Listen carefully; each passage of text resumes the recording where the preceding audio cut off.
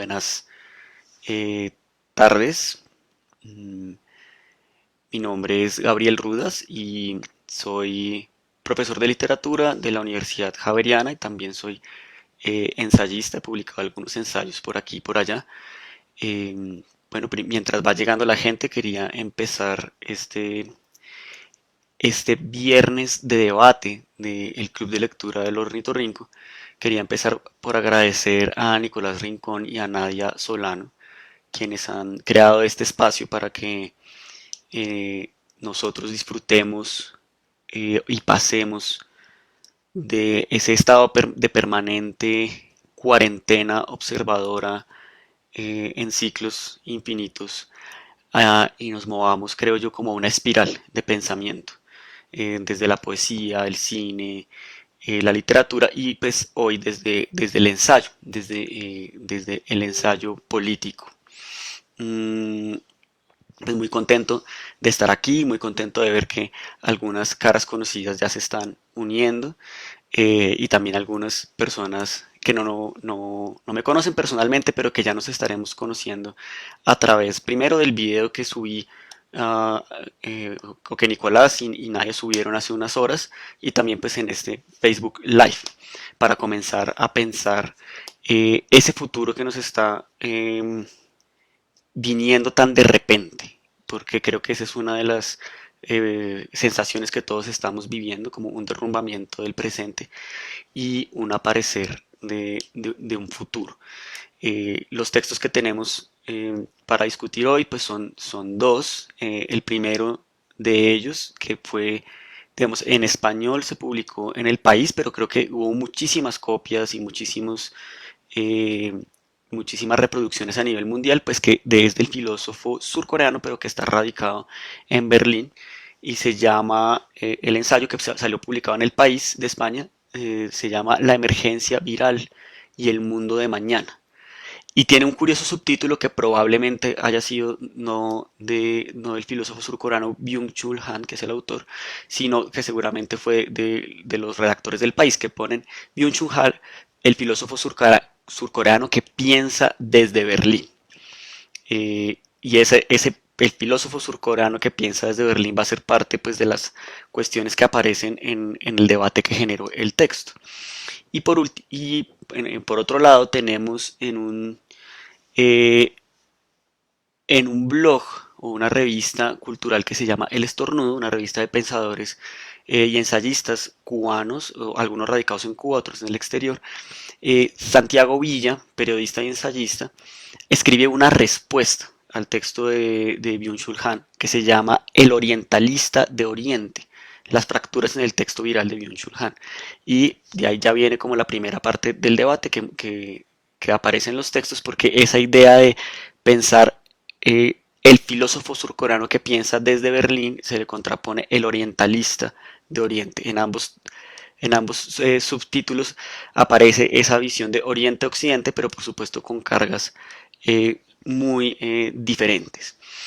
Bien, yo creo que ya podemos ir empezando y quería comenzar como las reflexiones para este debate. Quería empezar por dos reflexiones que se alejan un poco de específicamente lo que aparecen en estos ensayos, pero tienen un poco que ver con algunas de las cosas que planteé en el video y que quería como retomar muy rápidamente. La primera es una reflexión que estaba haciendo en estos días a raíz de que como muchos de nosotros en un periodo rapidísimo de tiempo nos hemos eh, abocado en un repentino interés, por supuesto, por la epidemiología, por la virología, de un modo muy amateur. Mm, y pues revisando en internet sobre qué es un virus, me encuentro con una definición que es muy interesante, que es un organismo en el límite de la vida. Y es una definición que tiene que ver con la sistemática biológica, en el sentido muy estricto de que no hay un consenso en la comunidad científica sobre si los virus pueden clasificarse como formas de vida. Y eso tiene que ver con que son organismos genéticos que se replican y eso los hace organismos y eso podría ser una de las características de la vida, pero le faltan muchas de las otras cosas que normalmente se asocian a organismos de vida. Por supuesto que cuando los biólogos dicen vida, están pensando en algo muy distinto a lo que el sentido común nos dice que es vida o a todos sus sentidos ideológicos. Y entonces es un debate que puede ser mucho más interesante para la biología misma, para sus propios propósitos de estudio, o si se quiere para la filosofía de la ciencia, es decir, cómo clasificamos los distintos fenómenos de la realidad y qué hacemos con un fenómeno que está en el límite de algo, ¿no? O sea, que tenemos una definición para lo que llamamos vida y algo que está por fuera. Eh, y sin embargo, cuando nosotros escuchamos esa frase, el virus es un organismo en el límite de la vida o al límite de la vida, y es inevitable que pensemos en nuestra propia situación. O sea, en tomar esa frase como si fuera el verso de un poema o un aforismo y con una pequeñísima transformación podríamos decir el coronavirus es un organismo en el límite de la vida. Eh, y pues con toda la conciencia de la irresponsabilidad que siempre carga o el riesgo que siempre carga tomar una frase sacada de su contexto disciplinar, en este caso científico, y comenzar a pensarla para lo que nos ocupa acá, que es el debate político de lo que pasa con el coronavirus, me parece interesante esa noción del límite de la vida, porque tenemos un organismo que es lo más alejado posible del humano y que sin embargo nos está llevando al límite de lo que nosotros llamamos humanidad. Y es justamente creo que ese el gran desafío que tenemos para pensar este momento planetario que estamos viviendo.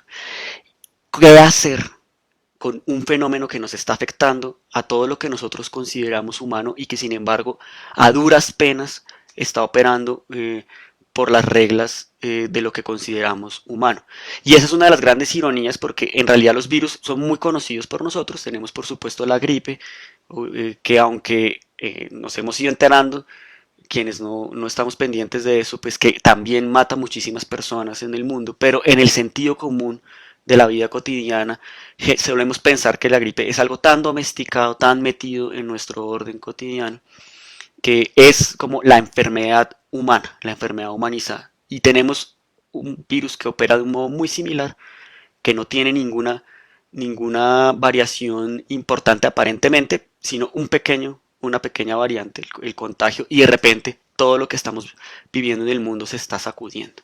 Y ese es el límite lo que nos dificulta tanto entender qué nos está pasando, entender qué nos está pasando en todos los planos y por supuesto en el plano político.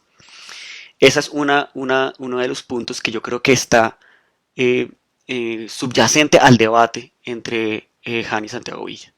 Eh, esa imposibilidad de acoplar ese límite de la vida al que nos estamos viendo abocados y las resonancias de ese límite de la vida en los aspectos de la vida humana que estamos acostumbrados a vivir, que son básicamente lo que en términos muy superficiales podemos llamar civilización o sociedad u organizaciones sociales o la política. ¿Qué hacemos con una sacudida que proviene de algo que ni siquiera es inteligente, que ni siquiera es vida del todo? Y eso es lo que está subyacente a este debate. ¿Qué tan rápido podemos domesticar mentalmente, imaginariamente, esta situación epocal? Y ese es el intento, finalmente, de Byung-Chul Han. Cómo el fenómeno político entra a ser domesticado en un orden conceptual que ya había construido el filósofo. Entonces, el reclamo de Villa puede ser generalizarse un reclamo de no hacer filosofía política instantánea.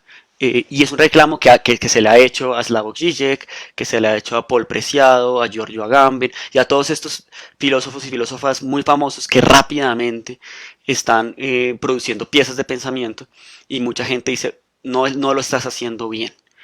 Y sin embargo, y esa es como la segunda parte que quería como traer para volver a pensar en estos artículos y en la reflexión que yo propuse, quiero traer a colación una filósofa política argentina radicada en Colombia que se llama Luciana Cadaya y que hizo en las redes un comentario al respecto. Decía que si bien respetaba esa llamada al silencio de algunos filósofos y pensadores, ella le parecía más productivo que nos arriesgáramos a pensar, que nos arriesgáramos a pensar en la provisionalidad, en la incertidumbre, y decía ella en la humildad del balbuceo, de saber que no estamos ya resolviendo el problema, pero que en este acto de intentar pensar y conversar estamos viviendo también nuestro presente.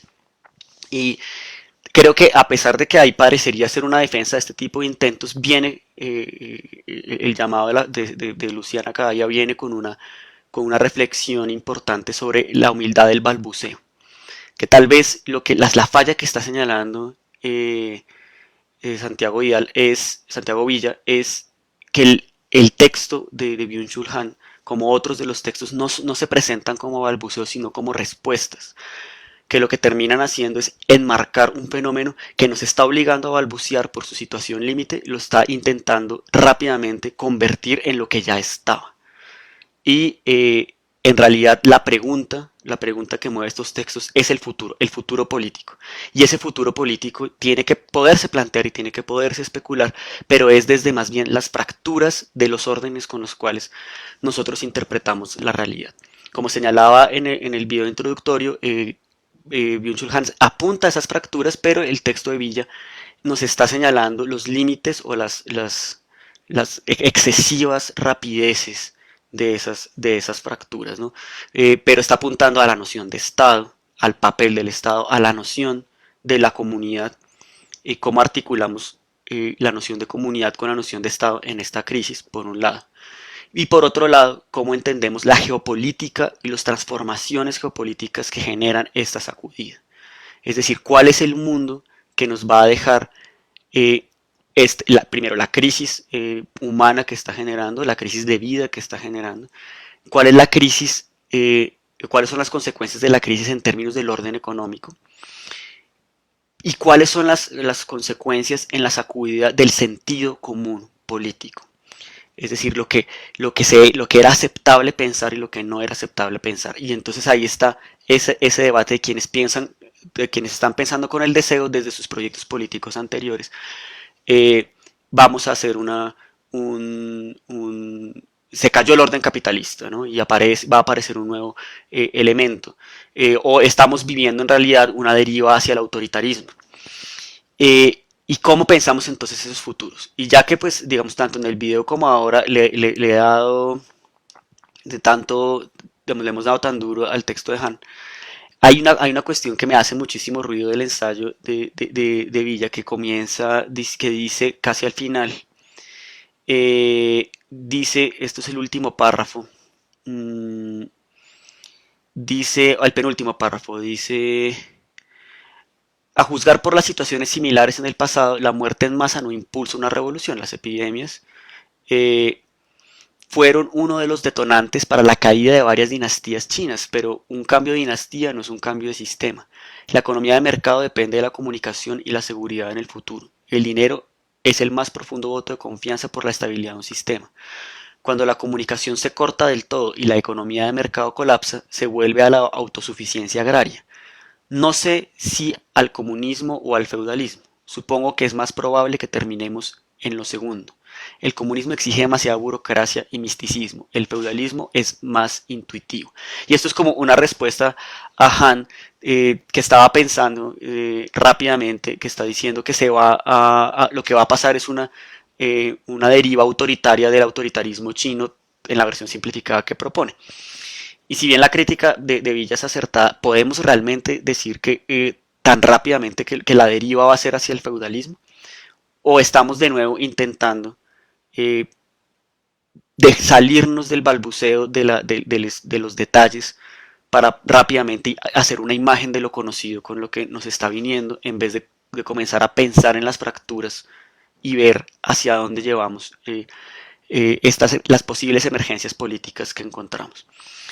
Y esto tiene que ver, por supuesto, eh, con la pregunta subyacente que tenemos acá y es cómo interpretar políticamente un hecho que es difícil de interpretar desde la política, que es el hecho biológico del comportamiento de este organismo, que simplemente va avanzando sin un sentido posible de justicia y a diferencia de otros virus sin que sea fácilmente reducible a categorías raciales o sexuales como el VIH, ¿sí? O el ébola.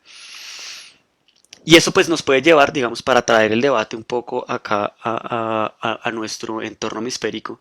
Podemos aprender un poco las lecciones de este intercambio y comenzar a preguntarnos por la misma dificultad de entender qué es lo que está pasando en Latinoamérica, ¿sí? ¿Qué es lo que se está resquebrajando en los órdenes sociales y qué es lo que está pasando? Y al mismo tiempo siempre con la cuestión presente de que eso que estamos diciendo eh, no puede evadir, pero tampoco puede resolver inmediatamente esa disonancia entre el hecho biológico, nuestra propia incapacidad de entenderlo inmediatamente, y esta incapacidad es de hecho algo que comparten incluso los epidemiólogos, que constantemente advierten sobre lo poco que en realidad podemos saber, las pocas certezas que podemos saber, pero cómo articulamos eso con las decisiones de quienes ostentan el poder en este momento, de quienes tienen el poder del Estado y quienes controlan directa o indirectamente los estados. Y la pregunta por qué va a emerger del modo en que esos órdenes políticos han reaccionado a esta tragedia. Sobre todo desde la conciencia de que ningún orden estatal, y ahí viene la noción del límite otra vez, ningún orden estatal ha reaccionado satisfactoriamente porque todos los estados han sido llevados al límite de su capacidad. Y de un modo paradójico, y esa es como la primera cuestión que lanzo así para el debate, a pesar es en su fracaso de ser llevado al límite, que el sentido común se ha movido otra vez hacia la necesidad de pensar el Estado, de que aparezcan los estados. Tanto quienes eh, reclaman a los estados que no han actuado adecuadamente o que posiblemente están llevando a la muerte a sus ciudadanos, como a quienes celebran las acciones estatales, de repente todos han llevado la discusión a que el Estado es algo que hay que pensar. Y esto ha sido un sacudón en teoría política, tanto para quienes, digamos, los mal llamados libertarios o mal llamados anarcocapitalistas, que moderados o radicales que veían en la abolición del Estado y en los sistemas mercantiles la manera de resolver realmente la política, digamos, se han visto que eso se ha vuelto un castillo de naipes, pero también, y en eso, digamos, aparecen muchas de las teorías políticas, también parecen hacer agua las teorías que desde un progresismo eh, pensaban futuros utópicos comunitarios no estatales. Eso parece que hay una, por lo menos temporal, suspensión de ese debate por una pregunta directa de cómo tiene que reaccionar un Estado y cómo tiene que reaccionar la autoridad estatal. Eh, en cambio, una de las preguntas de las teorías políticas que estaba antes y de repente aparece en el centro como se revela como tremendamente importante es la relación entre las manifestaciones estatales locales y los gobiernos centrales. En la paradoja de que, las naciones son las que pueden coordinar una política multilateral y no lo están logrando.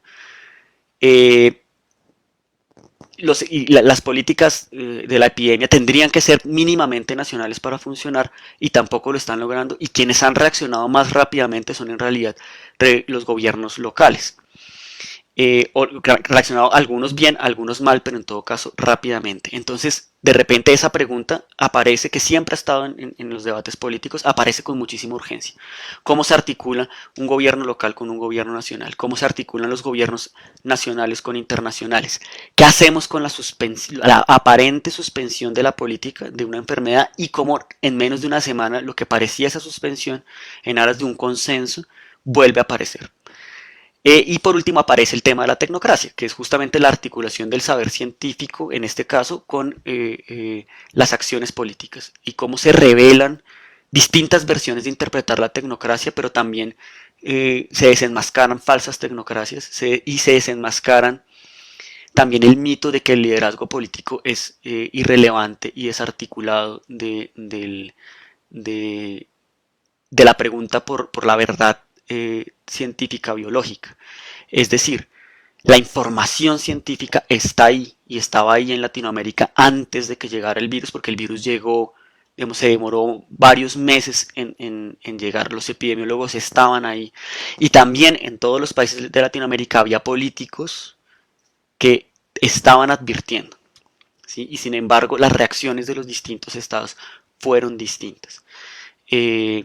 Entonces la pregunta que hacemos, y la pregunta de la semana pasada, porque esto va muy rápido, era ¿qué hacemos con esa suspensión de todas las certezas de los órdenes políticos? En esta semana lo que hemos visto en Latinoamérica es la reaparición de las preguntas de la política en la manera en cómo se está desenvolviendo el virus. El caso, digamos, más, más brutal en ese sentido es qué es lo que está pasando en Ecuador, ¿no? ¿Qué es lo que está pasando en Guayaquil? Eh, ¿Qué es lo que está pasando con el gobierno de Lenín Moreno? Y esa pregunta aparece en su brutalidad porque justamente aparece en Latinoamérica por la falta de margen de maniobra que tienen los estados latinoamericanos para movilizar recursos y para movilizar poder. Y no poder en el sentido de poder político, es decir, de poder de controlar o manejar o dialogar con las distintas fuerzas que intentan controlar el Estado, sino el poder en el sentido de implementación de políticas en sus territorios. En el caso de Ecuador, el caso de Perú, en el caso de México, ¿sí?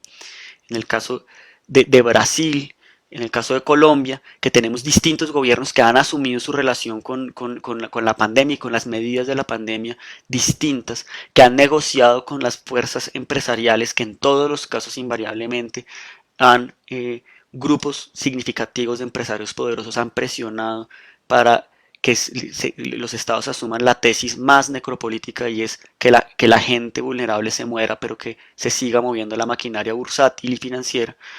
¿Cómo han negociado con eso? Cada estado lo ha hecho de maneras distintas. Pero todos los estados han fallado en cualquiera que sea su decisión implementarla en los distintos territorios. Es decir, que la relación centro-periferia vuelve a ponerse de presente. Y por otro lado, eh, los viejos problemas políticos que siempre han aparecido, de la pauperización de los aparatos institucionales por digamos, las constantes privatizaciones, por ejemplo, las políticas de evasiones de impuestos, por otro lado, las distintas formas en que se ha erosionado el poder político se están manifestando. Pero también se están manifestando, y del caso pues de Brasil, de México y de Colombia, de Ecuador, pero sobre todo con lo que está pasando en Guayaquil, aparece también eh, las diferencias raciales y de clase que siempre han estado ahí, pero que de repente vuelven a aparecer. O sea, ¿qué está pasando con esos muertos en la calle? ¿Sí? Y que de repente hay un puente que comunica a un sistema de conjuntos cerrados de edificios que están controlando la pandemia hacia adentro mientras la sociedad está colapsando. En, ese, en esa circunstancia, digamos, pero también podemos verlo, digamos, en el caso de México con López Obrador como su propio discurso. Estamos como tensando, vimos que lo que parecía como una desaparición de todos los demás problemas que teníamos de política global, porque ahora somos una sola humanidad y que tenemos que entregarnos a decisiones de control estatal basados en un conocimiento técnico científico, que es el de los virólogos y epidemiólogos. Rápidamente estamos viendo que esa implementación, eso que aparecía en el orden abstracto, ahora vuelve a aparecer como política. Vuelve a aparecer como política de clase, como política de grupos de poder, como sistemas raciales, digamos, y con la geopolítica de la discriminación. En el caso de Colombia, por ejemplo, tenemos en Bogotá una de las fracturas donde vuelve a aparecer esta deriva. En Bogotá de repente se formó un debate de qué tanto se debía ayudar a los migrantes venezolanos. Y ese debate se plantea casi en los mismos términos en que se plantea pues digamos, el de la cuestión judía, ¿no? Si merecen o no ser considerados ciudadanos. Es decir, que aquello que se había suspendido, y era con base en el conocimiento técnico, y era la irrelevancia de hacer discriminaciones de justicia o de merecimiento, porque el control epidemiológico implica que todo el mundo participe de las políticas de control de contagio, de distanciamiento, pasa a ser otra vez, si ellos no son colombianos, merecen una ayuda, y quién se encargará de esa ayuda. Es decir, vuelve a aparecer la xenofobia, vuelve a aparecer el racismo, ¿sí? Y por supuesto tenemos el otro acontecimiento actual que es el despliegue de barcos de Estados Unidos, que también es difícil de interpretar, porque pues eh, eh, cualquier análisis en este momento de lo que se está buscando con eso se ve tensado por la imposibilidad que tiene Estados Unidos en este momento de actuar en medio de un posible colapso demográfico incluso.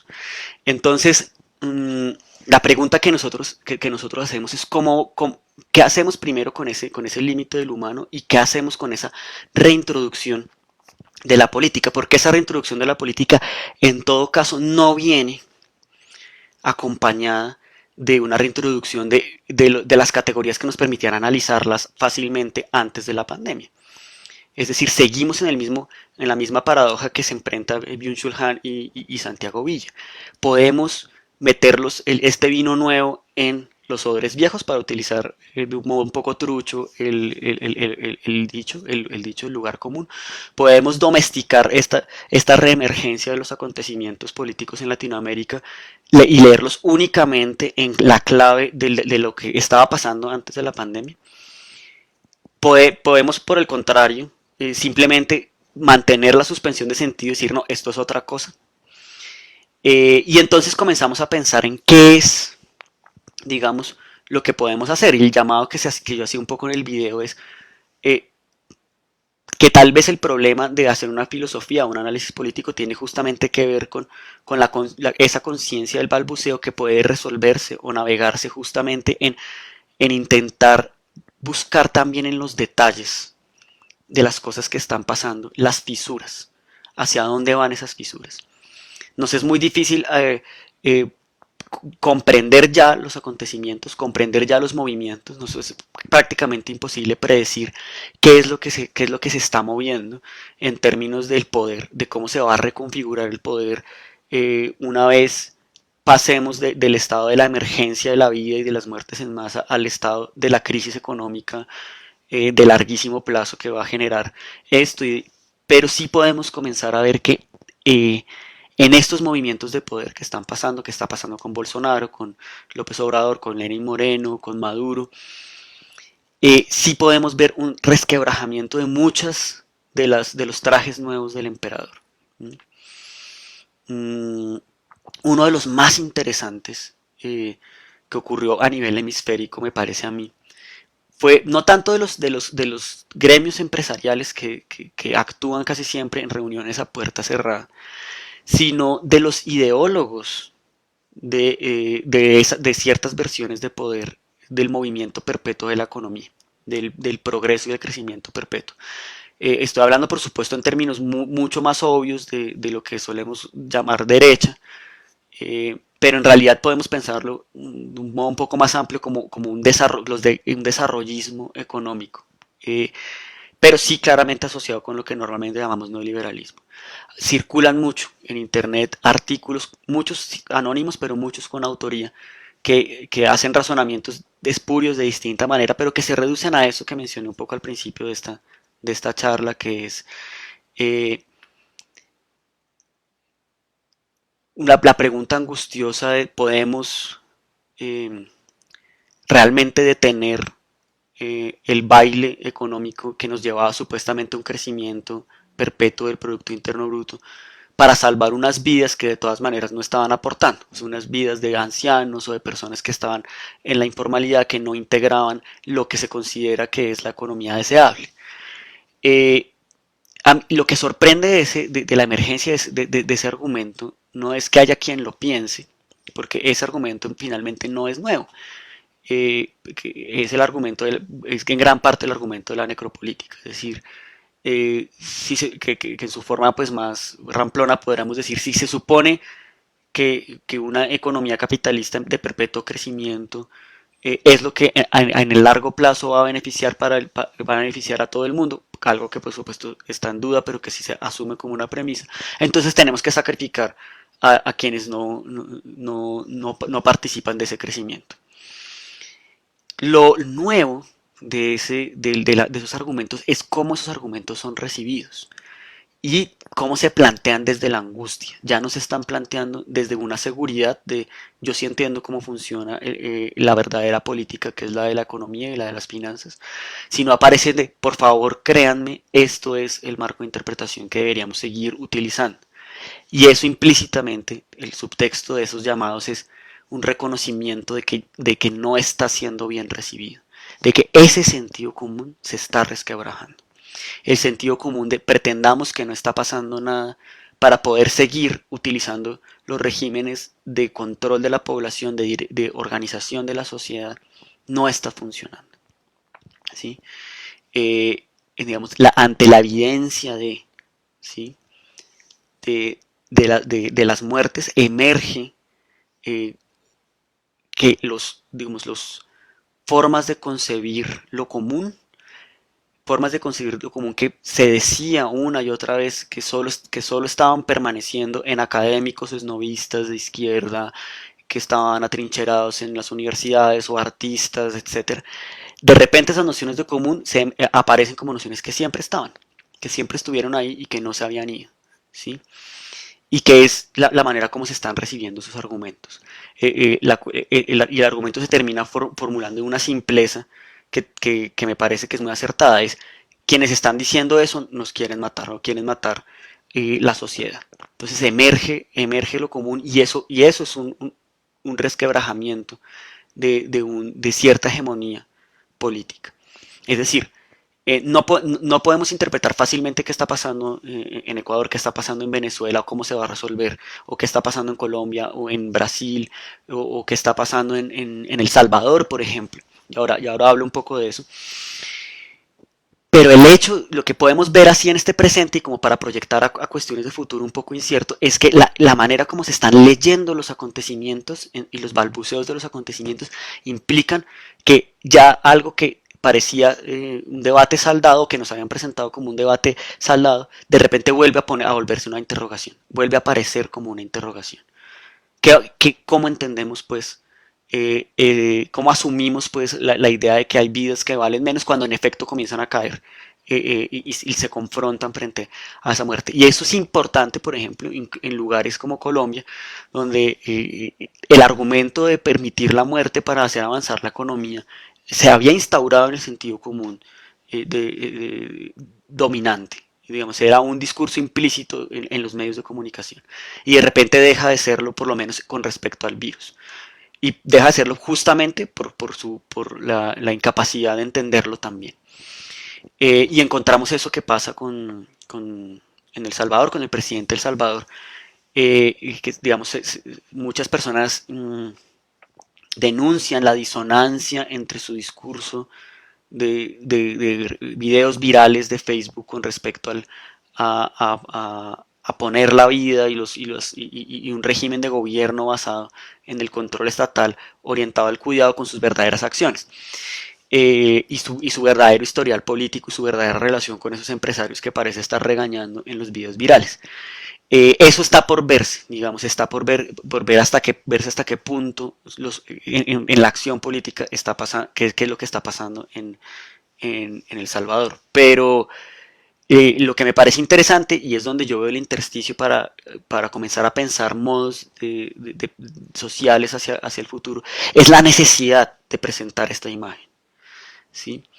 Es la necesidad de hacer esas fusiones teatrales entre tecnocracia, de volver el gobierno como la manifestación de una política de salud pública científica séptica y dotarlo de un componente de afecto hacia lo colectivo que ya no está pasando por la idea del hombre económico y de la suma de individualidades en competencia.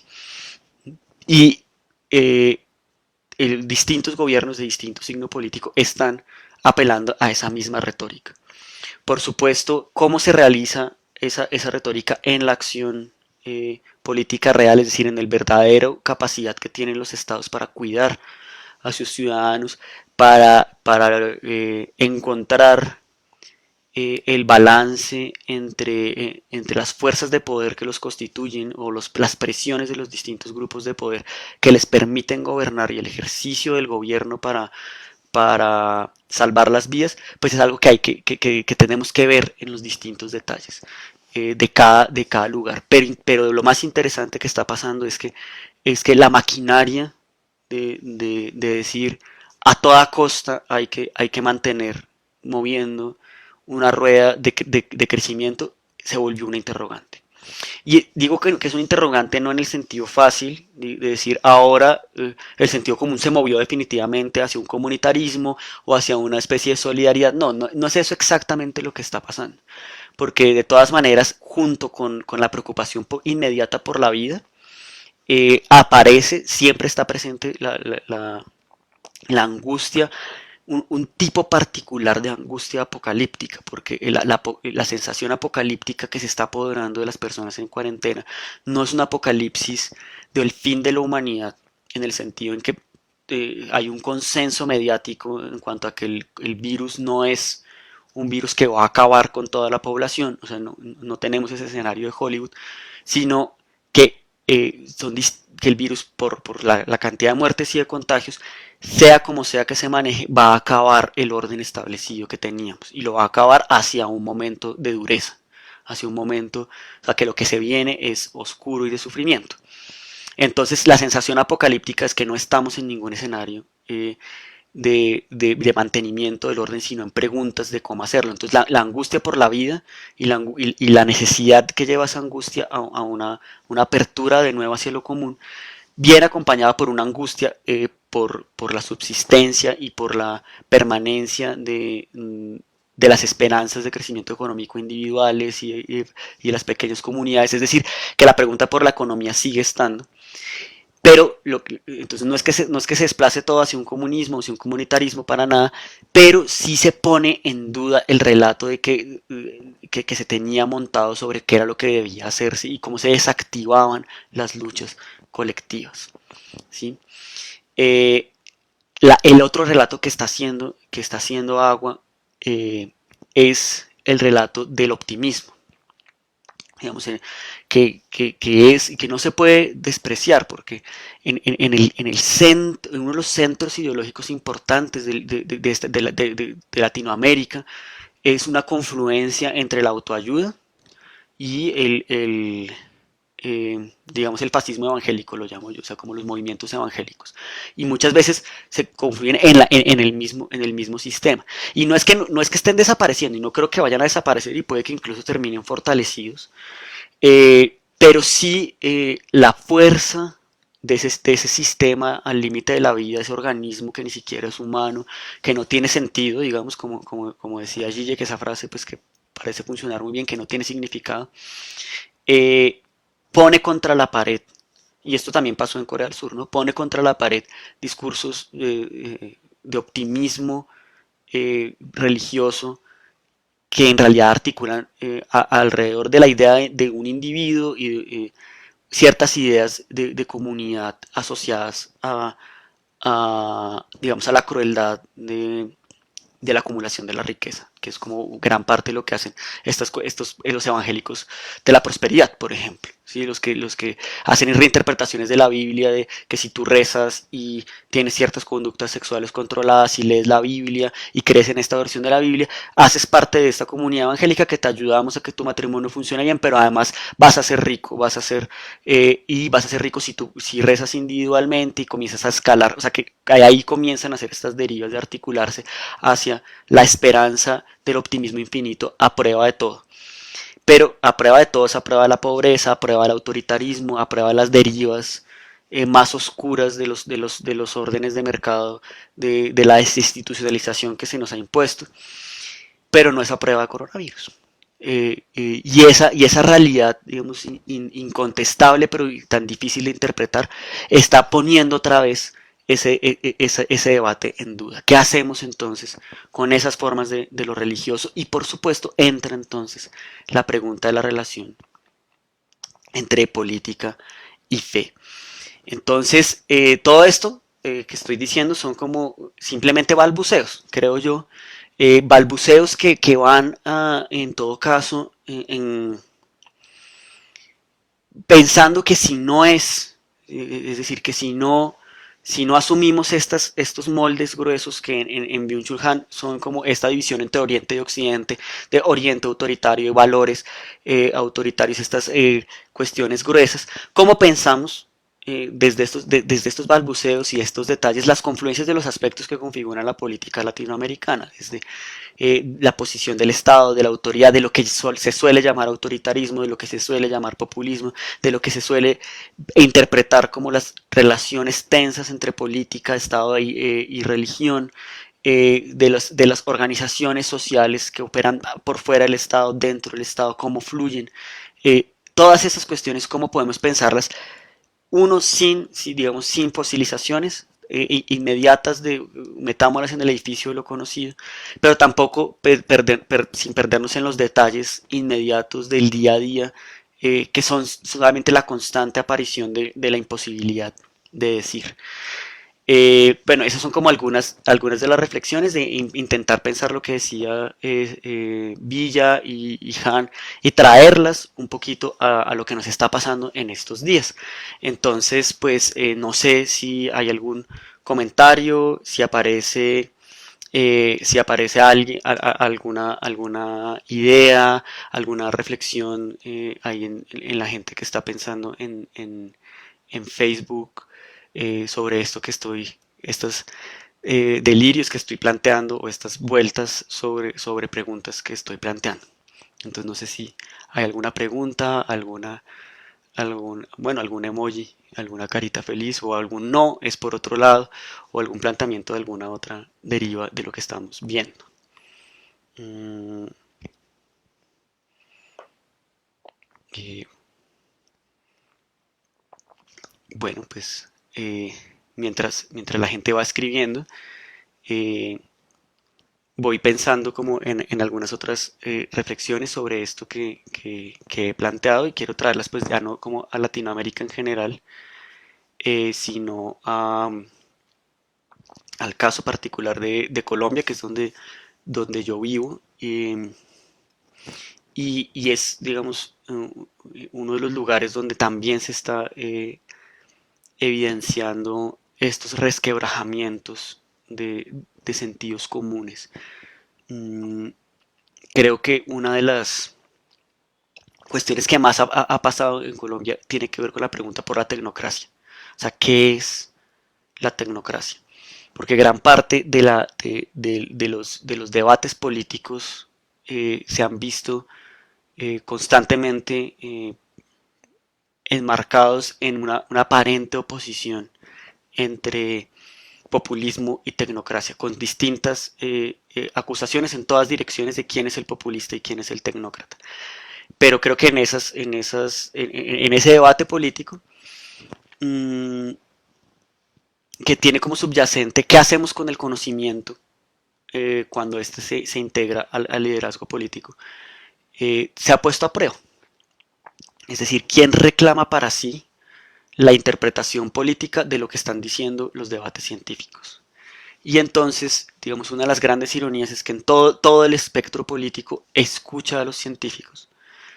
Los ha escuchado en distintos momentos, es decir, como era de esperarse, el gobierno pues que tenemos que en este momento siempre ha tenido desde digamos, el grupo de poder que en este momento está en el gobierno pues ha construido su poder político desde una relación de coqueteo con el asesinato muy grande, digamos de matar para llegar al poder, pues por supuesto fueron los últimos en reaccionar, es decir, en escuchar a los científicos. Pero digamos, todo el espectro político en este momento reclama para sí el ser quienes están escuchando a los científicos, quienes están escuchando a la técnica para gobernar. Y eso ha generado, en primer lugar, un canal de comunicación, es decir, que se está realizando el sueño del centro, en el sentido en que los debates pasan por este universo que describía Habermas de la acción comunicativa como este espacio de razón ilustrada para tomar decisiones en ciertos aspectos.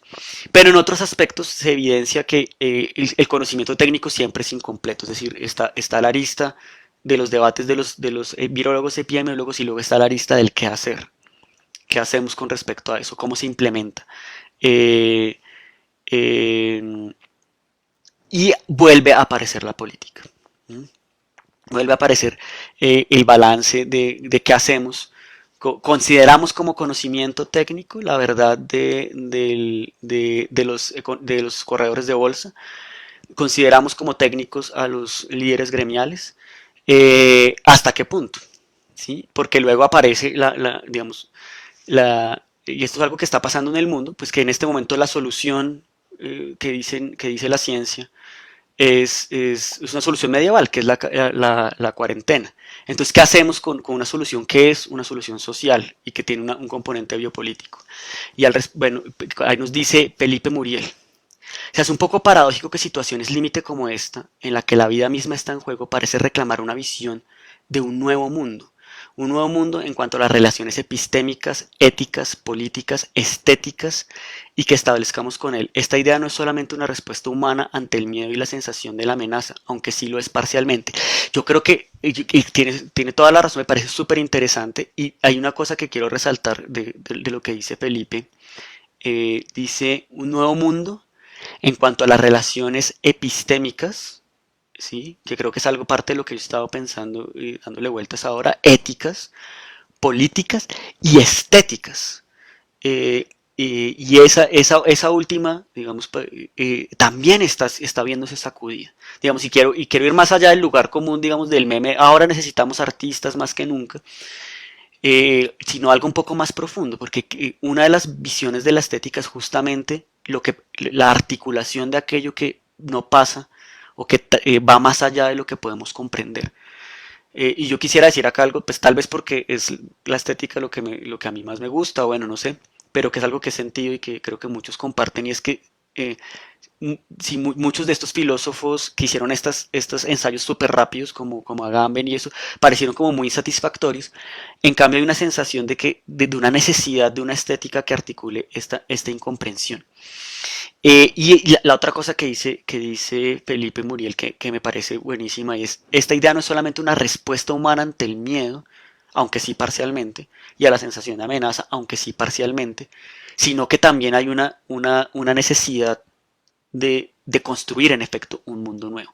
Yo creo que eso es algo que ahora que lo dices es muy importante, no lo había pensado así, y es como que, por supuesto que la primera reacción fue la reacción puramente humana, o si quieren animal, de la supervivencia y como especie y como individuos, casi que biológica, si se quiere, me atrevo a lanzar el término, pero muy pronto esa idea de amenaza está conviviendo con una sensación de, de un torbellino emocional, epistémico, ético, estético, ya que está pasando este derrumbamiento, pues tiene algo bueno, y es que se está abriendo un horizonte. Es decir, yo creo que, que esa frase un poco hiperbólica de Zizek, es más fácil imaginar el fin del mundo que imaginar el fin del capitalismo, y que lo llevó a él mismo luego a escribir este ensayo, que es más que todo hablar con el deseo de, el capitalismo por fin se cayó.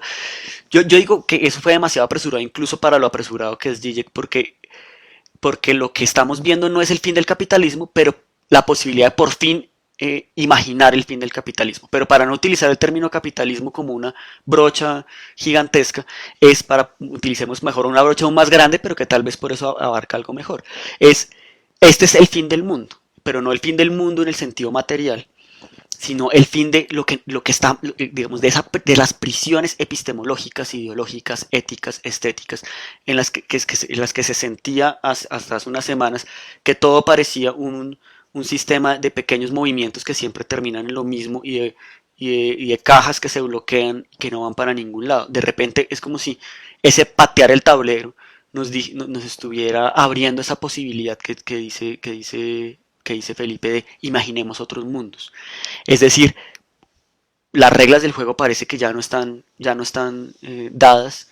Entonces, ¿qué hacemos? Y yo creo que eso es importante, porque así como parece que una de las maneras menos productivas de pensar este problema es como lo plantean, de el balance entre economía y vida que nos impide entender la complejidad del asunto. A veces pareciera que también se nos planteara un chantaje o nos quedamos en la consideración evidentemente indispensable y urgente pensemos en cómo salvar las vidas en este momento, y que eso fuera, se opusiera a la imaginación del futuro.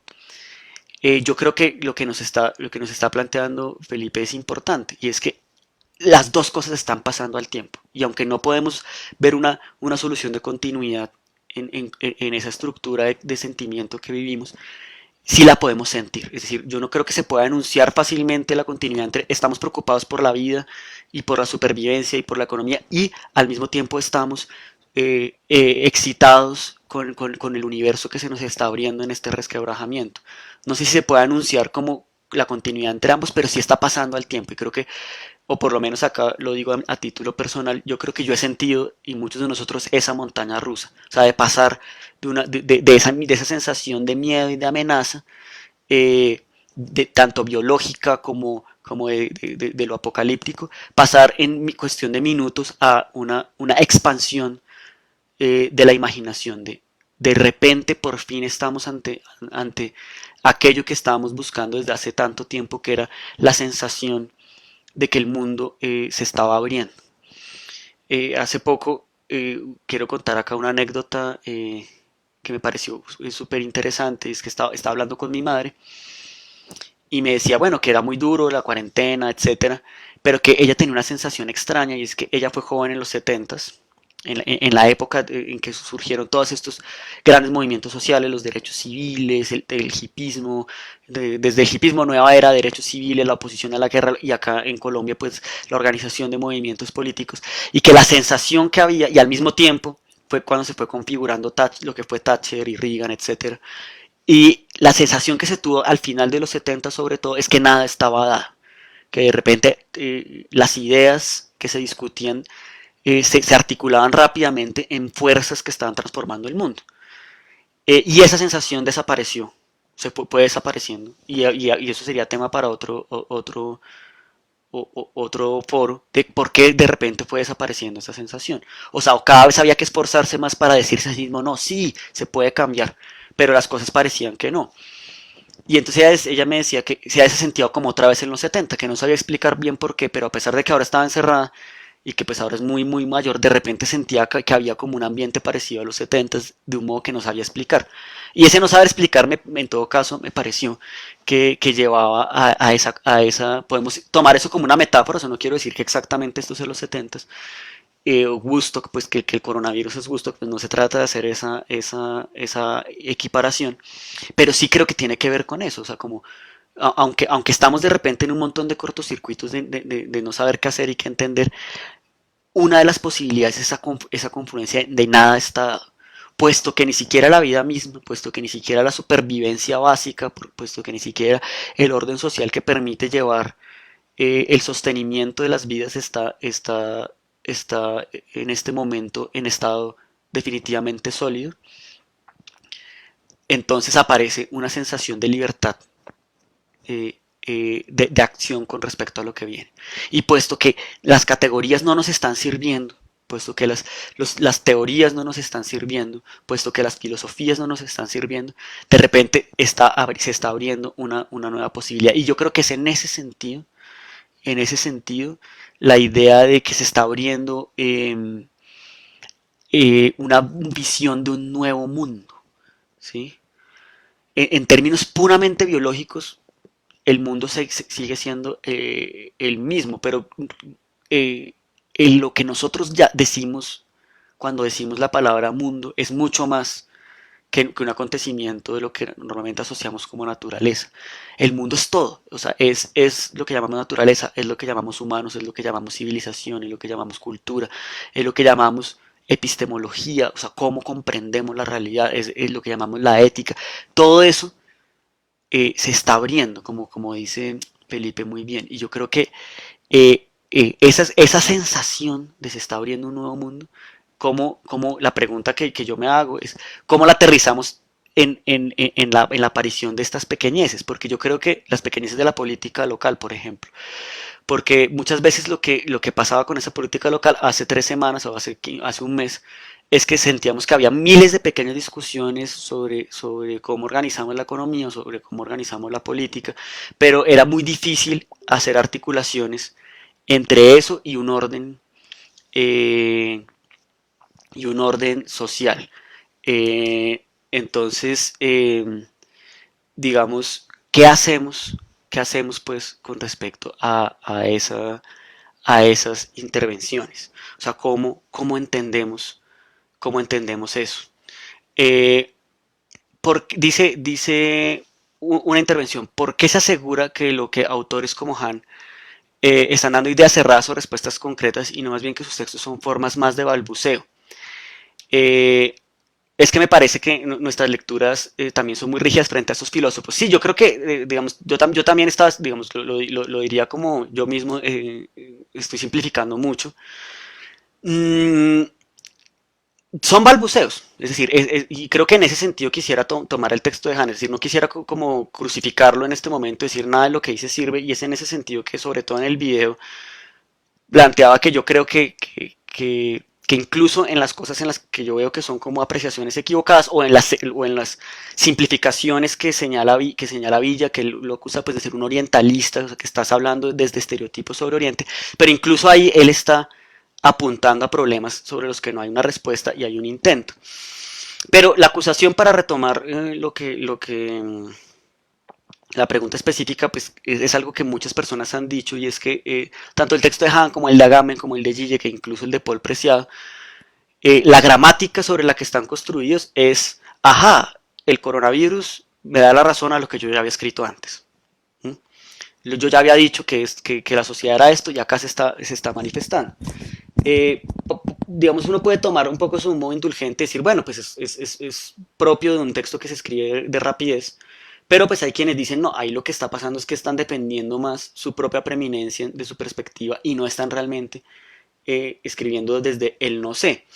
Yo no quisiera como irme por ninguna de las dos en este momento, sino que me parece, digamos, hacer más explícito lo que tú me estás diciendo, y es, tomémoslo, digamos, vamos más allá de decir que Bill Churhan se equivocó y pensemos, bueno, este es un balbuceo, ¿cómo nos ayuda a nosotros también a balbucear? ¿Cómo nos ayuda a nosotros también a darle vueltas? Dice otro comentario, algo que me llama la atención es la noción de espacio. ¿En dónde sucede físicamente esa transformación? ¿En dónde se siente? Creo que nos es imposible verlo por ahora, y eso hace que los expertos intervengan todo el tiempo rechazando la posibilidad de reflexionar en común. Fíjate que yo creo que hay dos temas importantes que estás poniendo. La idea del experto es qué hacemos con el experto, porque al mismo tiempo lo necesitamos, sobre todo el epidemiólogo y el virólogo, y al mismo tiempo nos impide ver. Y cómo los políticos se apropian de esa experticia y también nos la asimilan a lógicas políticas que no lo son, desde lógicas muy patriarcales o autoritarias o de ideas simplificadas de democracia. O cómo también esa noción de experticia se reincorpora a lo político de modos distintos a como nos habían dicho que funcionaba la tecnocracia. Es decir, la tecnocracia se había asimilado muy rápidamente a ciertas visiones de la economía y a ciertas visiones de la administración pública. Y ahora de repente la tecnocracia aparece como otra cosa que sacude justamente esas nociones. Pero luego la parte que tú dices de la noción de espacio, pues mira, yo no sé. eh, y es fundamental porque la noción de espacio está en el centro del debate político. Y yo lo siento como una cuestión, digamos, yo que estoy viviendo en cuarentena, que soy de los pocos que la podemos cumplir sin problema material, pero lo que yo siento es una noción de al mismo tiempo encierro, y entonces eso cambia la percepción del espacio. Y al mismo tiempo, por estar en las redes, una noción del espacio como el espacio planetario. Es decir, siempre se nos habla de la globalización, o si quieren el mundo postcolonial o la geopolítica, y siempre la geopolítica es pensar en escala planetaria, pero hacer la articulación entre la experiencia cotidiana y una experiencia global es muy rara. Eh, digamos, de repente tenemos esa sensación de espacio simultáneo que casi nunca se tiene. Es decir, que aquello que me está pasando a mí le está pasando a alguien en el otro lado del planeta al mismo tiempo. Pero eso que le está pasando es el encierro. Entonces ahí hay como una paradoja. Digamos, yo recuerdo, hay un ensayo que fue muy famoso de los 90 que se llama Comunidades Imaginadas de Benedict Anderson, que él decía que la idea de nación, antes que un afecto de pensar que mi país es lo mejor, era la noción de que lo que me pasaba a mí ocurría en un espacio común de simultaneidad con lo que le pasaba a alguien que yo no conozco. Y por eso es una comunidad imaginada. Bueno, yo no digo que ahora estemos pensando en una comunidad planetaria, imaginada planetaria, pero sí de repente aparece eso, ¿no? Me está pasando, o sea, el espacio de repente sí es el planeta, de un modo muy instantáneo y muy vivo sentimos lo mismo, y cualquier noticia del mundo que nosotros miramos en cualquier periódico está hablando de las mismas experiencias, pero la experiencia que estamos viviendo es lo más opuesto a la expansión. Yo creo que la experiencia histórica que más me recuerda esto, y no estoy diciendo que sea igual, pero que me lo recuerda, es la idea de los barcos de los conquistadores que llegaron a América. Es decir, que se encerraban 3 meses en un espacio de 4 metros cuadrados y que lo que les pasaba cuando salían del barco era que estaban construyendo la primera versión de un mundo planetario. En ese momento de un modo muy inconsciente y muy brutal. Pero se me ocurre como una metáfora para pensar eso. O sea, estamos encerrados en espacios muchas veces reducidos, pequeños, y al mismo tiempo esa experiencia tan aparentemente opuesta incluso a lo social, es planetaria. Eh, digamos que eso hace que cuando nosotros decimos globalización, que se tendía a pensar era globalización de órdenes económicos o de luchas sociales, etcétera, de repente aparece como una pregunta difícil de entender. Eh, entonces, digamos, creo que ese cortocircuito se relaciona con ese otro cortocircuito de lo que tú dices de la experticia, porque finalmente es lo otro que se nos está globalizando es un conocimiento biológico. Dice Adriana Roque, una pregunta que me llama la atención: de todos los textos que han sido publicados por filósofas y filósofos, ¿por qué escoger específicamente el de Byung-Chul Han? Lo pregunto específicamente al tener también reflexiones que parten de un lugar diferente, teórica y políticamente, como el de Butler y Preciado, y que plantean de manera concreta reflexiones menos grandilocuentes pero igualmente urgentes. Las formas sociales de colapso, las posibilidades críticas que este acontecimiento puede suceder, no solo en las estructuras y las instituciones, sino en los cuerpos de las relaciones políticas, no solo entre personas, sino entre lo humano con lo no humano.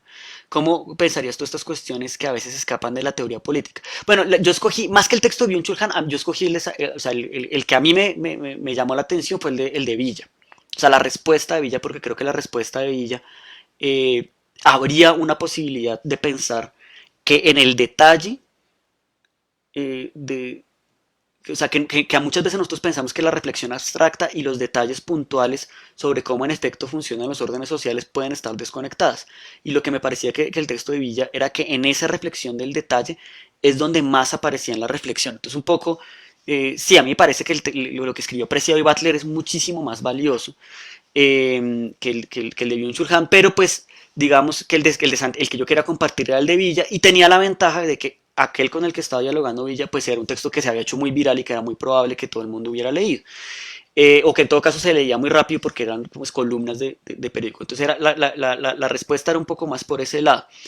Entonces eso como la respuesta, pues me gustaría tener una respuesta más profunda, pero creo que era esa. Pero entonces, digamos, tú dices, bueno, reflexiones que pasan por lo concreto, que son menos grandilocuentes y más críticas, pero digamos terminas con una pregunta: ¿cómo pensamos esas cuestiones que escapan de la teoría política? Y creo que me llega mucho esa pregunta porque yo no soy un teórico político, sino más como que yo trabajo más es como desde la literatura, y creo que una de las que tú planteas es la noción de humano y no humano, de naturaleza, cultura. Creo que es uno de los lugares que tenemos que revisitar, que está muy de moda, pero digamos, hay una de las derivas de la relación naturaleza-cultura que es muy peligrosa, y es pensar repensar las relaciones entre lo humano y lo no humano no pasa, digamos, pasa por una utopía de armonía.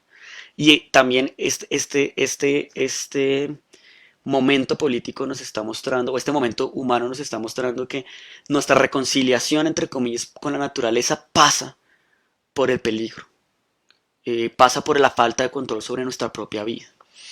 Dice David Castillo: Esta sensación de que nada está dado, creo que es nueva para nosotros en las ciudades y en ese orden del que sistema en que nos movemos parece desmoronarse. Pero ¿será que esta sensación es similar en las comunidades más vulnerables del país?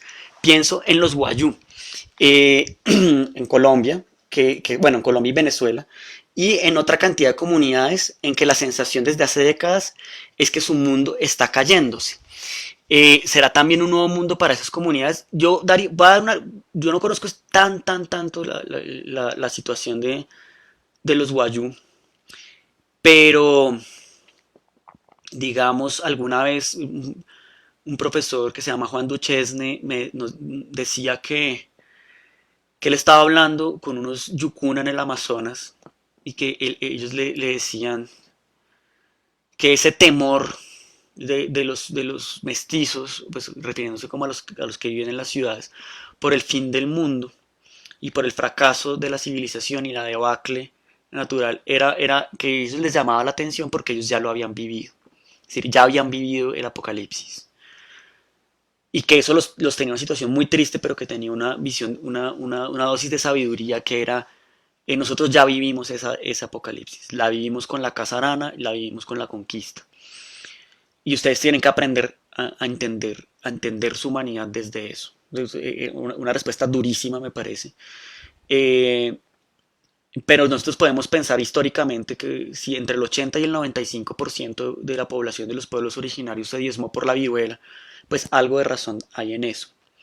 Ahora, esa respuesta quiero, digamos, traerla, esa anécdota la quiero traer a colación con pinzas, porque si bien esas constantes destrucciones de los viejos, por ejemplo, de las comunidades, del tejido social, están viviéndose, la conclusión no es, pues aprendamos de ellos a vivir la debacle. No, digamos, quiero tomar eso con pinzas porque lo que va a pasar desafortunadamente es que los Wayuu, los Huitotos, los Ingas, pero también las comunidades afro latinoamericanas, afrocolombianas en el Cauca, van a estar en este momento viviendo al mismo tiempo las masacres, las persecuciones, la pérdida de territorio, el dengue, etcétera, y el coronavirus. Es decir, que si será también un nuevo mundo para esas comunidades, pues yo no sé, la verdad no sé. Eh, Me gustaría decir que ojalá, mm, pero eso ojalá pasaría más bien por lograr, por ver si en este nuevo mundo, o en estas posibilidades de nuevo mundo, porque es que yo tampoco creo que necesariamente vaya a haber un nuevo mundo, sino que más bien hay un cambio en el sentido común, eh, que o sea, abre posibilidades, pero también tiene peligros. Y los peligros autoritarios sí están. Más bien sería si en ese cambio de sentido común podemos lograr resolver esa gran eh, eh, brecha, que es lo que nos impide el cambio político, que es cómo logramos una relación entre los sectores urbanos y lo que está pasando en el campo de los movimientos sociales. Luego me dicen una última pregunta para cerrar de Mario Henao. Lo otro es que me llama mucho la atención, lo otro que me llama mucho la atención es esa situación límite en la que nos pone el virus, porque finalmente el límite es el lugar o la experiencia desde el que se piensa la comunidad y la puesta en común. El discurso también se pone en el límite y las intervenciones de los filósofos dan cuenta de esto. Y finalmente no puedo dejar de pensar en una idea muy famosa de Burroughs, el escritor, que dice que el lenguaje es un virus extraterrestre. Tal vez la experiencia del virus nos pone en esa situación de exterioridad, tal vez no extraterrestre, pero sí exterioridad, o sea, como si fuera extraterrestre, pero sí lanzarse hacia una fuera de lo humano mismo o de lo comunitario tradicional. Sí, yo creo que, mmm, y quiero unir esto con la idea de las comunidades indígenas y afrocolombianas, es que más allá de las idealizaciones de cierto hipismo decolonial que a mí no me interesa, ciertamente en esas situaciones de profundo dolor y persecución de estas comunidades hay algo que también pasa y es que la manera en cómo se organizan socialmente y políticamente muchos de estas comunidades, los NASA por ejemplo, incluye pensar que la sociedad en la que ellos viven también hace parte como agentes sociales eh, agentes que nosotros consideramos solamente naturaleza o mercancía, es decir, animales, plantas, el territorio mismo, la noción de territorio, y eso se conecta con la noción de espacio. Entonces, cuando pensamos en lanzarse hacia afuera de lo humano mismo o de lo comunitario tradicional, yo diría que lanzarse hacia afuera de lo humano es, para cerrar con este comentario de Mario, es repensar lo comunitario tradicional o lo comunitario a lo que estamos acostumbrados. ¿Qué noción de comunidad incluye pensar lo que no es humano como parte de nosotros y pensarlo políticamente? Es decir, no pensarlo como una sencilla reconciliación, sino como algo político que tenemos que entrar a pensar. Bueno, pues muchísimas gracias. Creo que ha sido pues muy chévere esta reflexión. Me ha gustado responder o comentar a otros comentarios, pero pues la cuestión técnica no nos deja. De nuevo, muchísimas gracias a Nicolás y a Nadia y al Club de Lectura del Ornitorrinco. Pues que pasen buena tarde y cuidémonos mucho. Chao, chao.